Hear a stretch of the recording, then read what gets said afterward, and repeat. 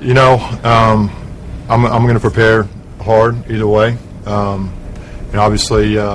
Kerry Collins' battle with alcoholism was a dark chapter that changed everything for him. He had once been a promising quarterback with a bright future, but his drinking took control. It didn't just hurt his performance on the field, it hurt his entire life. His alcohol addiction led to erratic behavior, fights with teammates, and poor decision-making. The fans who once loved him started to turn their backs on him. Before the 1997 NFL season even began, Collins' private struggle with alcoholism started to spill into the public eye, grabbing unwanted attention. One of the most talked about incidents happened on the very last night of Carolina Panthers training camp that year. Collins, heavily intoxicated at a bar in Spartanburg, South Carolina, made a racial slur aimed at his black teammate Muhsin Muhammad. The situation became a major headline, with Collins' actions shocking many. To make matters worse, it was reported that Collins also unintentionally slurred his other teammate, offensive lineman Norberto Garrido, who is of Hispanic descent. Rumors quickly spread that Garrido had punched Collins in the eye in retaliation, but those rumors were later proven to be false. Things only got worse for Collins when, on November 2, 1998, he was arrested for drunk driving in Charlotte, North Carolina. His alcohol problems were clearly affecting his life both on and off the field. He managed to finish the 1998 season with the New Orleans Saints, but by then, it was obvious that his personal issues were taking a toll on his career. In February 1999, Collins signed with the New York Giants as a free agent, hoping for a fresh start. However, just before that, he made a big decision. He realized he needed help. Collins checked himself into a rehab clinic in Topeka, Kansas, to seek treatment for his alcoholism, facing his addiction head-on. While playing for the Giants, Collins remained committed to his recovery, staying in therapy for the next 4 years. His time in therapy not only helped him manage his addiction, but it also gave him the chance to reflect on the mistakes he had made, including the 1997 racial slur incident. Years later, when he was with the Tennessee Titans, Collins opened up about that night, explaining his side of the story. "The guys were talking to each other like that, and I thought I could join in and be funny," he admitted. "It was a terrible decision. I was so upset about it afterward. I could have been labeled a racist for the rest of my career because of it. I had to live with that mistake, and it was extremely poor judgment on my part. I was naive to think I could use that word in any context." Looking back, Collins knew he had made serious errors in judgment. His drinking had clouded his ability to think clearly, leading to moments that would have ruined his entire career. Fortunately, through therapy and personal reflection, Collins worked hard to rebuild his reputation and his life. But the scars of those incidents would always remain a part of his story. Regardless of his struggle with alcohol, he never let that interfere with his outstanding performance. Collins was a highly anticipated pick in the 1995 NFL Draft, selected 5th overall by the Carolina Panthers. This was a big deal, as he was the first player ever drafted by the Panthers, a team that had just joined the league.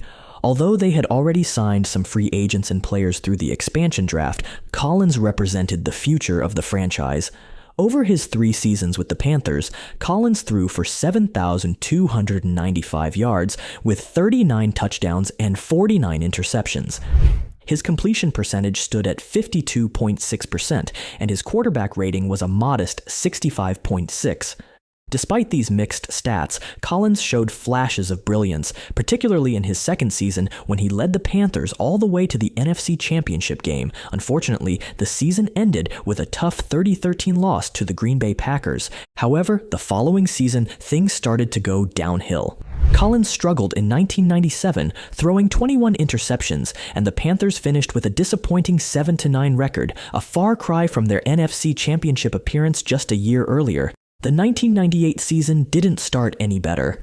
After 4 straight losses, Collins shocked the team by walking into head coach Dom Capers' office and saying, "My heart's not in it. I'm not happy and I don't feel like I can play right now." He asked to be traded, feeling like he needed a break, but instead of trading him, the Panthers placed him on waivers, ending his time with the team.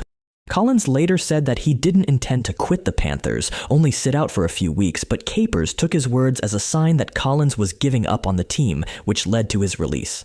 Not long after, Collins's personal struggles became more apparent. His erratic behavior and decision-making were largely influenced by his ongoing battle with alcoholism. This became clear later in 1998 when he was arrested for drunk driving. As a result, the NFL ordered him to seek treatment for alcohol abuse. He ended up signing with the New Orleans Saints to finish the season, but things didn't go much better. He started the final 7 games of the season, but managed only 2 wins. In his lone season with the Saints, Collins threw for 1,102 yards, 4 touchdowns, and 10 interceptions. By 1999, Collins had signed with the New York Giants, initially starting as the backup quarterback to Kent Graham.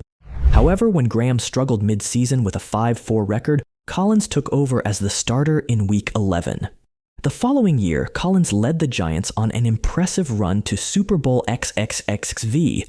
Unfortunately, the big game was a disaster for Collins, who completed just 15 of 39 passes for 112 yards and threw 4 interceptions, one of which was returned for a touchdown. His passer rating of 7.1 in that game was the second worst in Super Bowl history. In 2001, Collins set an NFL record with 23 fumbles, a mark that was tied the next year by Dante Culpepper of the Minnesota Vikings. Despite these struggles, Collins showed his skill in 2002, setting the Giants' single-season franchise passing record with 4,073 yards, a record that stood until Eli Manning broke it in 2011. After 5 seasons and 68 starts with the Giants, where he racked up 16,875 yards, Collins was released in 2004.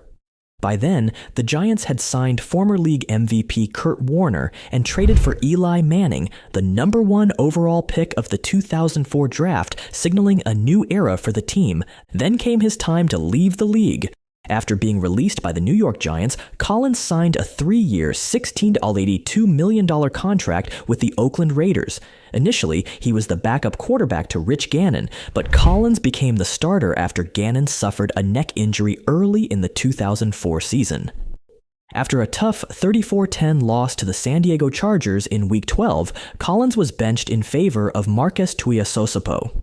Tuiasosopo struggled too, and after just 1 game, Collins was back as the starter in Week 14, though the team continued to struggle. After 2 seasons with the Raiders and a rough 7-21 record, Collins was cut in March 2006, a move partly meant to help with the team's salary cap issues.